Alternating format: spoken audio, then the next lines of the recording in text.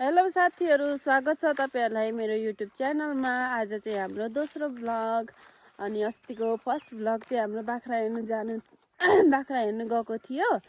अनि यो चाहिँ घाँस काट्नु जाँदै गरेको। आज चाहिँ हामी घाँस काट्न जाँदैछौँ, त्यही भएर म यो भिडियो बनाउँदैछु। हामी चाहिँ घाँस काट्न जाने ठाउँ चाहिँ ऊ त्यो डाँडाको परतिर। हाम्रो गाउँहरू चाहिँ अहिले चाहिँ यस्तो उराठ लाग्दछ कि घाँसहरू केही नभएर बिजोग छ। अनि हामी दुईजना चाहिँ कहाँ जाने भनेर अल्लमल्ल टल्ल परेको छौँ गाइज। कहाँपट्टि जानु घाँसमा? Hello guys. नाकमा कालो बस्छ चाहिँ के हो त्यस्तो? जुगा घाँसमा त्यति सिरियस काकी? यहाँ मेरो भ्लगमा आउँदैछ नि।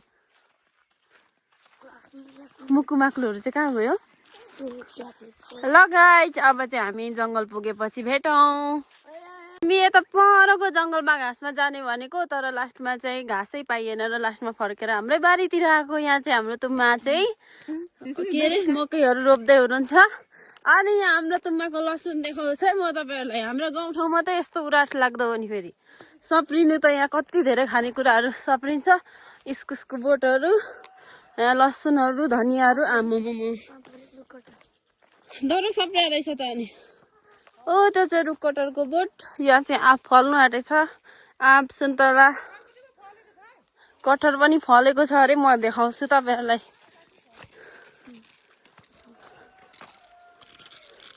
चनाले त अनि के हो, डरो फल्दैछन् कि के हो? कटहर पनि एउटा एउटा फल्दै रहेछ हौ यहाँनिर। खै कहाँ छ? छोड यहाँ म देखाउँछु मेरो भ्लगमा। यहाँ कटहर पनि यत्रो भइसकेछ। यो हामी सानो हुँदा रोपेको कटहर। अनि यस्तै छ यहाँनिर। यो चाहिँ मुसुरी दाल होइन तुम्मा कि चना हो? मुसुरी दाल त भएन कि क्या हो? अन्त दाल त हुँदैन कि क्या हो यहाँतिर त? हाम्रोमा पनि फल्नु त फल्या रहेछ है चना। ए फल्या रहेछ त चना। चना यहाँनिर हाम्रो गाउँतिर चना पनि बिउ राखेर अबदेखि जहिले चना मटर रोप्नु। तिन चार पाथी निक्ल्यो भने पनि फाइदा हुन्छ हो त। आम्मामा यहाँ माथि पो रहेछ टन्नै त। हौ एक पाथी त निक्लिन्छ कि क्या हो? यति धेरै चना, आम्मामा किनी बस्नै पर्दैन नि। अनि यहाँ चाहिँ यो 12 मासे कागती पनि फलादैन रहेछ। तर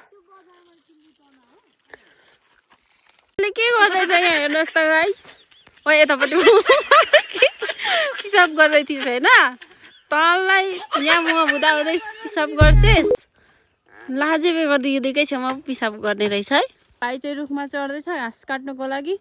घाँस चाहिँ ऊ त्यहाँ माथि थोरै छ।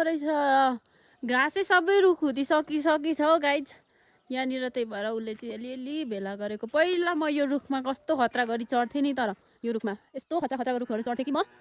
तर आजकल त सक्दिनँ चढ्नु। यसले चाहिँ अघि घाँस झारेको छ, म चाहिँ यो घाँस भेलाउँदैछु। अलिक डर हान्न। ए सिक्का लगाएको छैन कि क्या हो सिजी? लड्छस् नि फेरि। काट्ने मान्छे यस्तो साह्रो रिसाउँदा घाँस काटेपछि चाहिँ हुन्छ होला कतै। चढ्नु सकिनस् अरे? के भयो रे? ए मलाई चाहिँ कस्तो अल्छी लागिरहेछ हौ घाँस भेलाउनु पर्ने। घाँस चाहिँ यता तल झरिरहेछ। अब एकछिनबाट भेलाउँछु। अब चाहिँ हाम्रो भारी पनि पुग्यो। हामी चाहिँ भारी लाउँदैछौँ। अब भारी बोकेर घर जाने हो। अब हामी भरे भेटौँ।